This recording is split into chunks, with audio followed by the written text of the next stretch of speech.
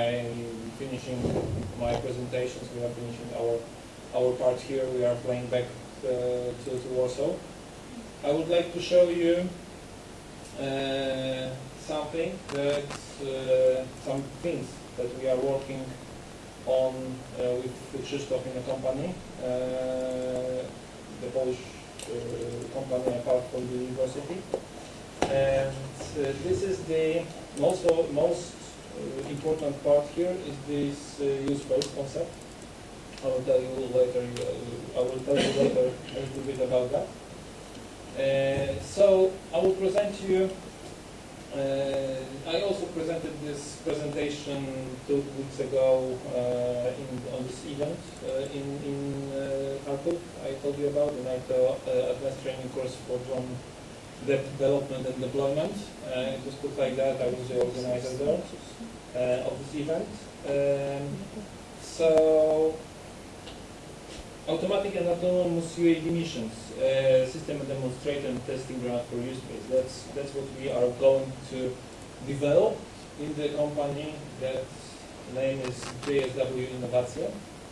JSW Innowacje is the company that's the daughter of the JSW Capital Group, the biggest producer of coke in Europe, the cooking coal, so the coal that is needed to produce steel. So we have mines, we employ up to 20,000 people as the full capital group.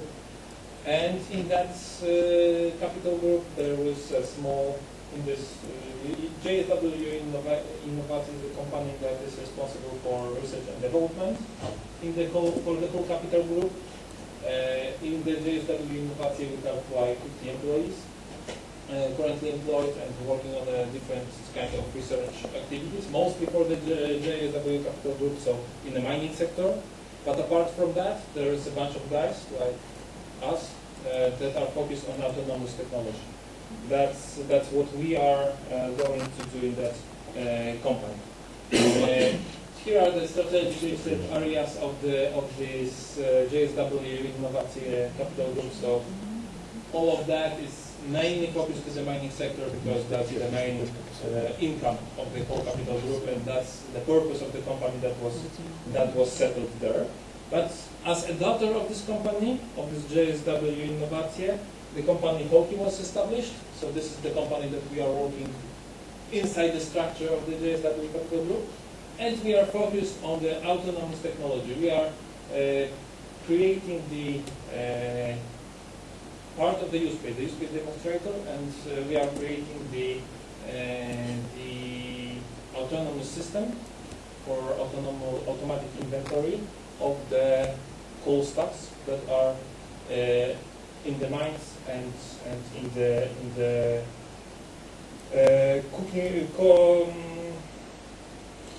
in the coal factories. That's the main idea of the whole company. During that presentation, I also stressed out, and I always stressed out the comparison, the difference between autonomous and automatic. Every time I can do that, like it is with every other things, as I already mentioned to you, GPS, GNSS, the ENS, IMU. Here is another example that I really also stress every possible way. In every possible moment I have, just to know the difference. You will teach also about the drones, so I would like you also to understand the difference between autonomous and automatic. Automatic, here is the example. For me, the best example of the autonomous and automatic technology, the WALL-E.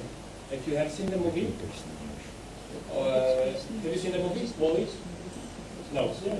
The idea of the WALL-E is that for those who didn't, who haven't watched, idea of the WALL-E was that a bunch of such robots were deployed on Earth after it was totally rubbished, just to clean the Earth.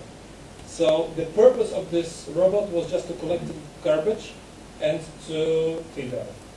But one of them was not automatic. So the purpose of those robots were automatic cleaning of the Earth. That was all they were supposed to do.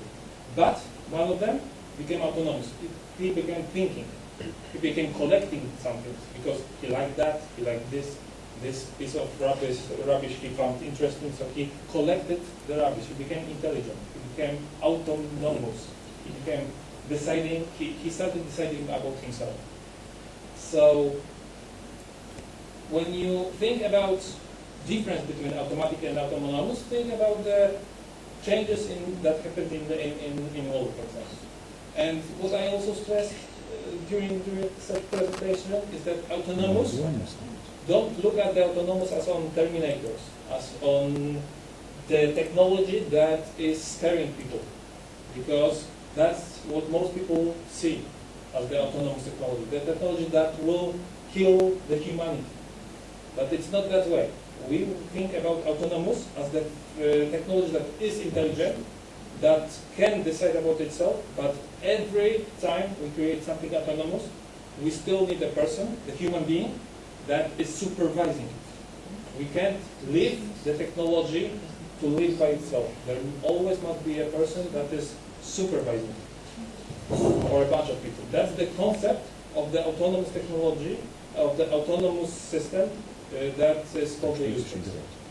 There will be autonomous flying drones, but on top of the use space, you will have always the person that will monitor those drones, like we have now in the civil aviation. There is always a person on the tower that is looking at the planes flying around and deciding if something is working in the wrong way. In the use space, the concept is the same. Use space itself is a set of services designed to support safe and efficient service of the drones, of the autonomous operations of drones.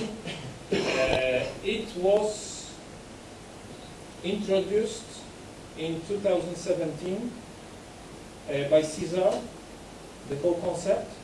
They are having a lot of projects in that direction to create the common ATM, so air traffic monitoring system, not only for aviation, for general aviation, for civil aviation, but also for drones. It must be, everything must be connected, because in the near future we will have autonomous operations of drones in the cities. Some of the important things here is detect and avoid. That's what Krzysztof was talking about. That's the very important thing here.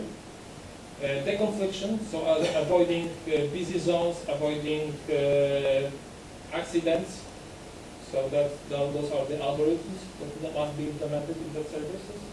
Dynamic geofencing, the geofencing, so putting the areas, restricted areas for flying drones in the cities, outside the cities where the drones are not supposed to fly, and it must happen dynamically. So during the operation of the drone must also receive the information that he's not supposed to fly in that zone now, even though during the introduction of the flight it was possible. How the operation is in the use space is supposed to happen. First, there is a preparation of the mission. So the operator plans what the drone will do. That's the concept of how the drones in the use space will fly. So we prepare the mission. We want to fly from point A to point B. We mark it. Then we decide maybe where it will fly, but more at the very end, at the last concept, it is like that we will only decide where the drone is supposed to land. After that, there is a submission of a flight to the UTM, so unmanned drone traffic management, DTM, drone traffic management system. So the person in charge, there will be person who needs to approve our flight. So this is the first step where we have a supervisor. After the acknowledgement, there is an execution of flight. So the drone, from the starting point, starts to execute the route. But on the way, it happens to have a crane that was not there the day before because they started the construction, it was not set it there, so it needs to change the route. Then the car accident, again, it needs to change the route because of the car accident. So there is information that here is a no-fly zone because the helicopter from the emergency must land and pick up a person. So it needs to do the route again. So that's all of the tactical deconfliction and detect and avoid situations here in dynamic offensive. After the mission is completed, it depends on the drone itself. Maybe you had maybe the person that planned the mission is the owner of the drone and wanted to send books to the kid to school because he forgot it, or sandwiches. Or maybe he just ordered a drone who will deliver a package. So in that case, it doesn't matter. He just ordered a drone, it landed, and he said that it just needs to go with the package to the point. So then this drone, for example, is waiting there for another mission. But if it's my drone, then I want it to come back. So then it flies back. All depends on the scenarios and on the purpose of the drone. All of I have said you can be seen in the video here.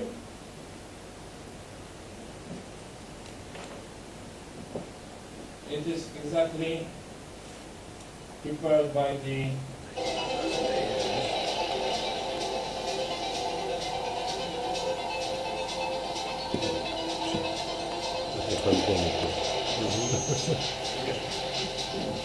oh.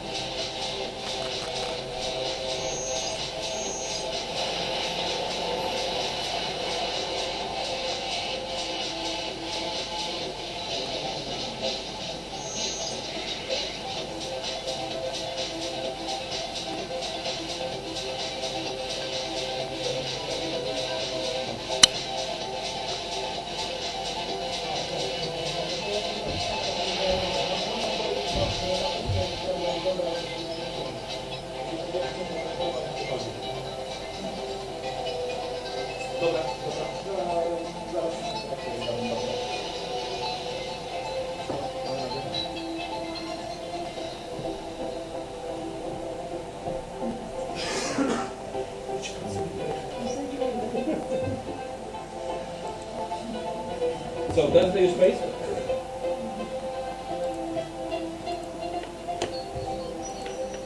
That's the Caesar concept of the use space. The beneficiaries here and so on. And that's how it will look in the near future. And let's go further on this side.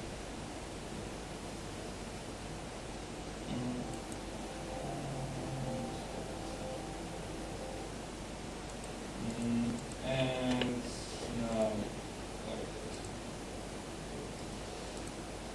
use space roadmap. So how it is going to change in the nearest years?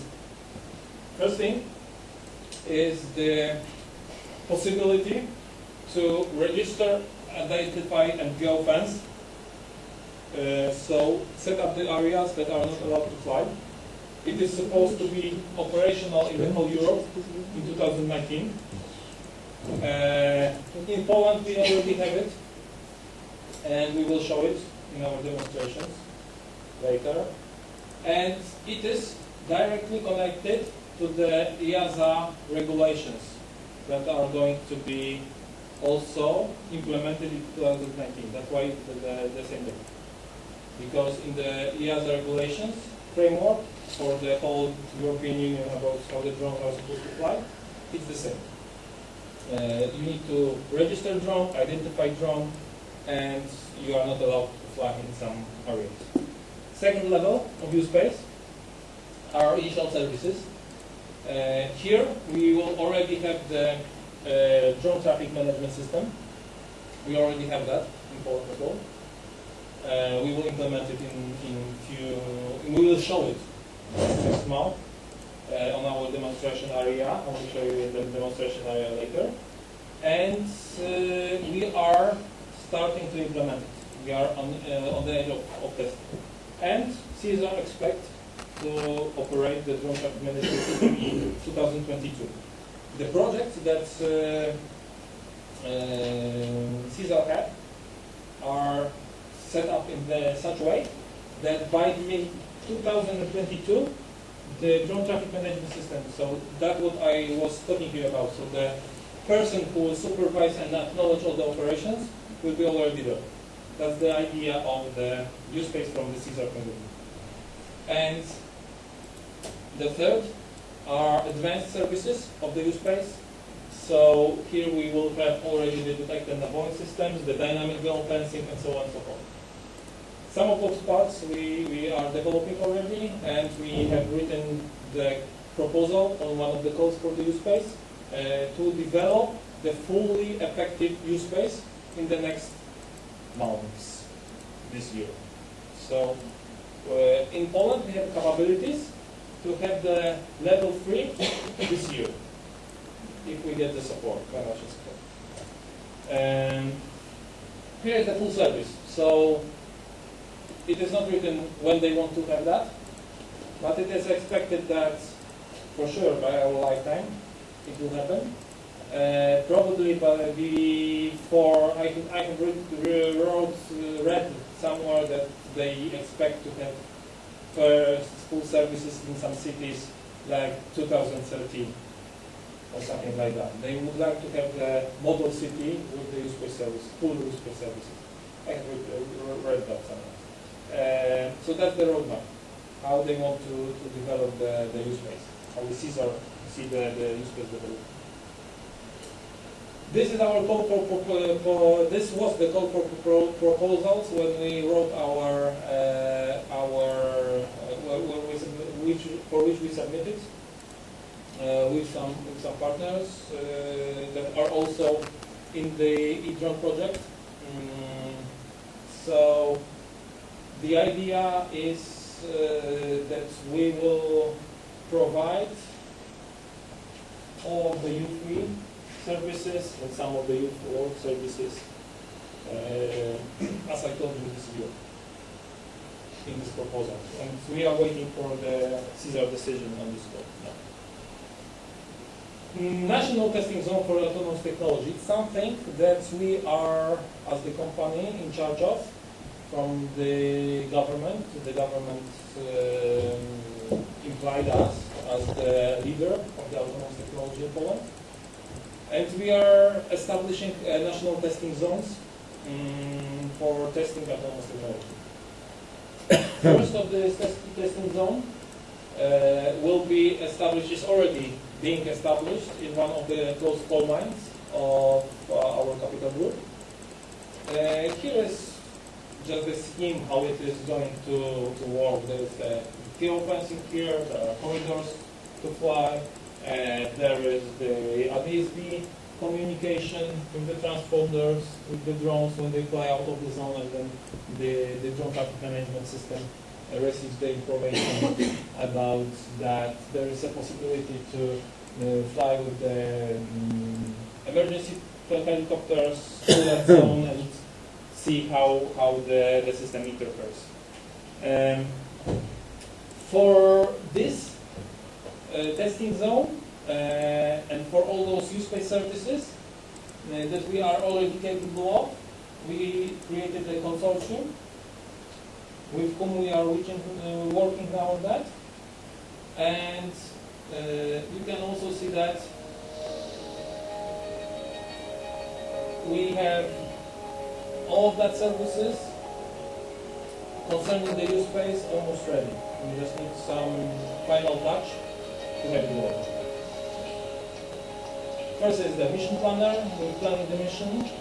There is no, we are working now on the fully autonomous starts and landing of that system, but that's the thing apart from the use case technology, from the drone traffic management system. The clue of this video is that we already are working with Polish Civil Aviation Authority and Polish Navigation Agency to establish this management system inside the PANSA, Polish Navigation and Traffic Management Agency. This is the flight approval. This is the start. For now, it's the head start of the plane from the company that we are working with. We are supposed to get the autonomous starting bed for this in this month. Here is the possibility to see that the aircraft is flying nearby, so that the pilot is warned about the situation, that in the area of your operation there is an airplane flying. Be aware, not deroute too much. Then you can fly the machine without any changes. And third thing is the automatic information of flight. The thing is that also the operator here in the joint traffic management system can not only ask to land, but force the drone to land in case of emergency. If the operator is not responding, he will put the landing procedure, he will start landing procedure. And in future, when we have the use space on the level 3, it will not be the operator who will be responsible for landing, because there will be no operator anymore, only the management system. So the old person here, in case of emergency, will land all of the drones that will be in that area. That's the whole concept of the use case. This, what you can see here, is, as was on the last slide, it is already operative, fully operative, and we are going to show that this month or at the beginning of next month in our national testing zone. As the use-based service that we are developing in our company is the AutoInvent.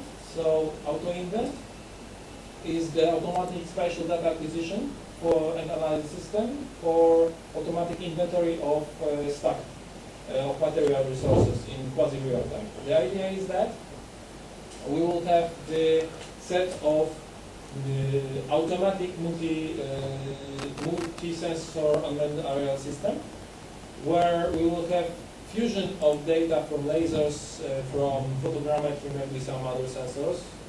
We are thinking about that.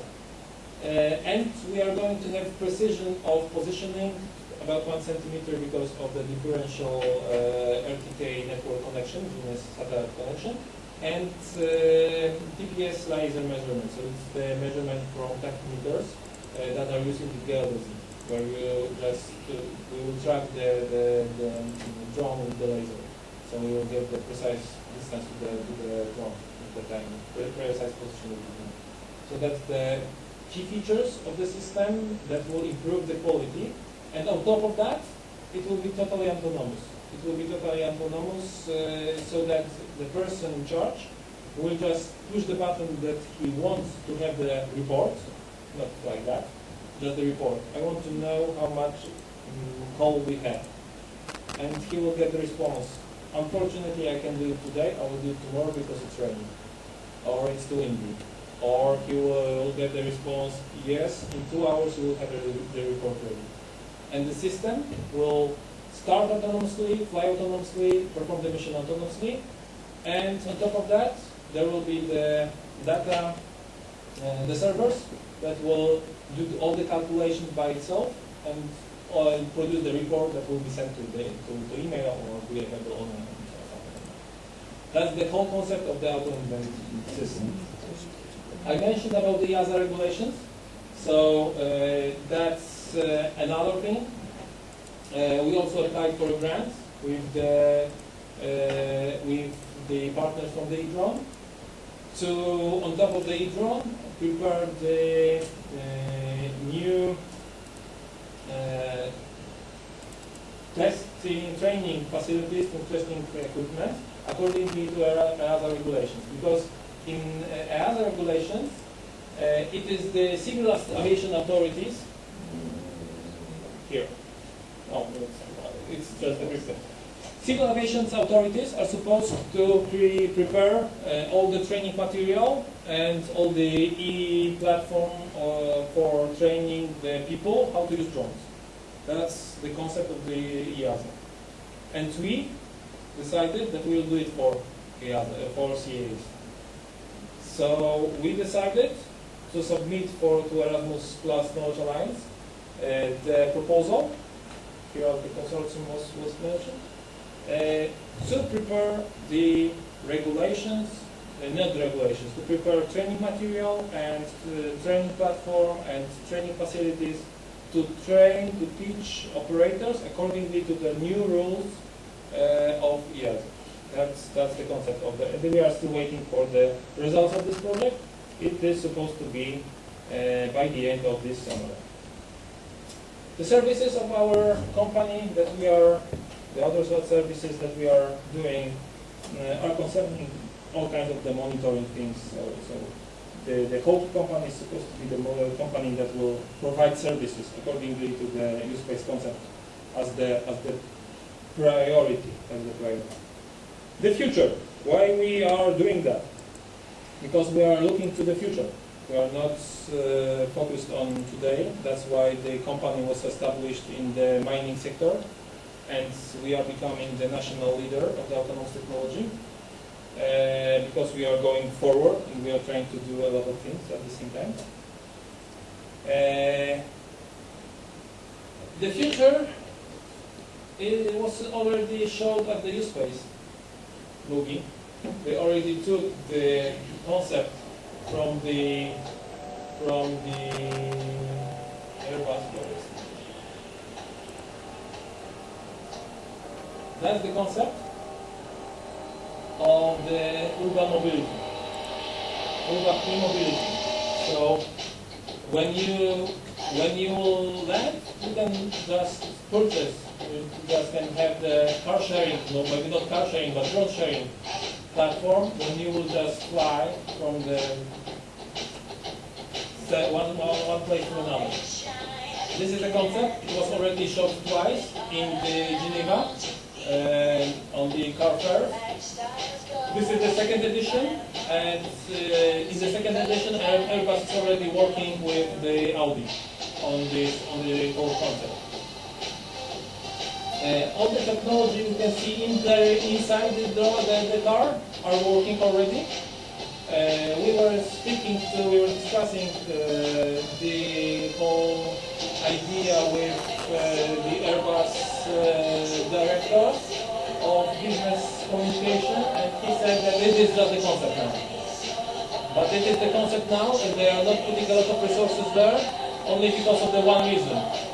They can't really fly it anywhere in the cities, because there is no use for it. When there will be the use space, they will put more resources there, and it will happen by the 2030.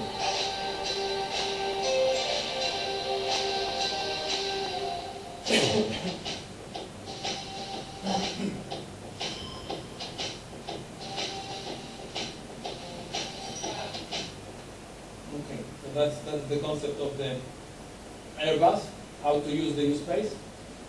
They are working on that very, very soon. So, in the Hockey, we are thinking about the future while creating the reality. This is the screenshot from another movie, from The Fifth Element, where you can see taxis in different layers, and maybe not on this level, but we will see that by our lifetime. And we will do that. So, we hope to cooperate with you as well, because we are going to cooperate in some of those projects I mentioned with you, with some of you. And we hope to do for other corporations as well in the nearest future. Thank you for our course today. I hope you enjoyed our lectures and you got some new information for your teaching in the nearest future. If you have any questions, please don't hesitate to ask us. Because unfortunately we have to go back to Poland. That's why we rearrange a little bit this whole course. Because we at the beginning we thought to be the four of us for the whole week, and every day each of us will have just one lecture or two lectures. But it's happened that we need to be in Poland because as you can see, a lot of things happens, and we need to push that very hard forward. Maybe you can share with us what safety measures do you have in this new space technology? Because if I understand correctly, it relies heavily on the transponder readings from the drone, from the altimetry and so on. So, for instance, if you have let's say a mistake in the altimeter reading, and how it will detect this mistake, and there is a lot of redundancy. Redundancy. The redundancy is the critical point here. So you need to have a set of sensors, not just one sensor, and verify different kind of sensors, different type of sensors. Not only pressure measurements, not only GPS, not only GNSS, not only the ultrasound altimeters for altitude, for example. You need redundancy. Yeah. So you need to know for sure what's your height. That's how the objects flying in the U-space will be designed. The whole U-space is now the concept. We have our idea of the services on top of the U-space. We are creating the testing zone for testing the drones that are supposed to fly in the U-space. So we are going to find out what are the needed measures of safety that each drone that will be certified to fly in U-space needs to have. It is not the requirement, for example, as you said, that it will be the software that will be implemented, or only the software, or only the redundancy, or other measures. It is the bigger picture here. But because I think it's very complicated. Imagine you are above the city, and your drone understands, the system understands that it is not okay. It has to land, or maybe it has to go back to the initial I point. wouldn't say it's an easy concept. So, but I Each think you. city will be treated separately. Each city will need to have the landing areas, will need to have the routes, will need to have the corridors. It's the big picture. I just showed you one slide about the U-space. It is really a big, challenging, as you see. It's a big challenge for all the people involved. We are working with. First, that's why we first established the testing zone, because the testing zone is supposed to be a model city where we will show what are the different possible concepts of dealing with all those problems we mentioned. On top of that, the testing zone is supposed to show the ways of certifying drones to be able to fly in the U-space.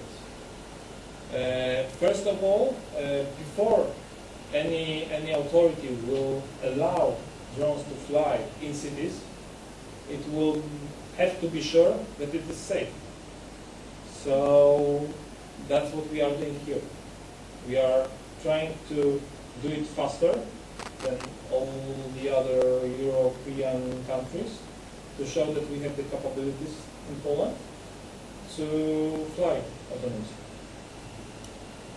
And in the video, when the drone was flying, when it saw some birds, it was like a dynamic rerouting. How the system will detect birds and some objects not equipped with transponders? I mean, do you have a primer radar, or how it works, even on the conceptual say level? In conceptual level, you have we have few ideas and few solutions for that. First is the radar. First are radars that are not on board but on the ground, that track all the routes that are available for drones. That's the first thing. So in that way, you will also have the possibility not only to sense the birds or other objects that are flying there, but drones that are flying without permission, that something just started to fly. So the radars on board the drones. So that's the second one. Not only the radars, but some kind of lidars, as we have mentioned here. So this flock of birds is the whole detect and avoid concept. How you will manage the detect and avoid concept. It's a bigger issue. So the detect and avoid is the whole concept. The one of the problems of the use case that is the task itself.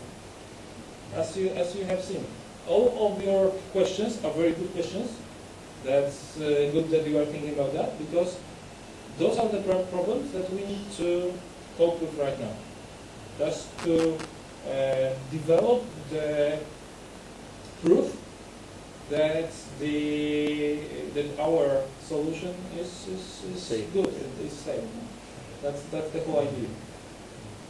And all of that things you are talking about, first we need to show how to deal with that, or propose how to deal with that, because it is not our role. We don't want to show and do all of that, because not all of the sensing from the point of view of drone we want to take the responsibility for. We want to show how to certify drone. So what the drone needs to do. For example, track the flock of birds, see the birds, or respond to the information from the unmanned traffic management system that there is a flock of birds. So we need to reroute, because those are two parallel things. One thing is that I see the flock and inform the unmanned traffic management that there is a flock of birds. So you are supposed to put that area as a geofenced area with no-fly as a no-fly zone. And another thing is that I will, the other drone will get that information, and it will reroute earlier because of that. Flock of birds is the most challenging thing in the whole concept, because they are moving, they are small, and they are fast. So it is very tricky. Because even in the large aviation and commercial aviation, you have this problem. You have bird strikes, I think, every week, and sometimes very severe. They can damage aircraft quite critically. Yes, exactly. But for sure, each drone, apart from all the other systems, will need to have some detect and avoid technologies on board. So that's the idea of the detect and avoid. So to prevent crashing one into another. Drone is smaller than big aircraft, so it can move from something moving fast in front of it. That's the reason of the whole detect and avoid technology. Not to detect and avoid wall, but to detect and avoid the other moving objects. Good luck with your mission. Okay. No. Thank you. So thank you, and hope to see you again soon. Yes, hope to see you.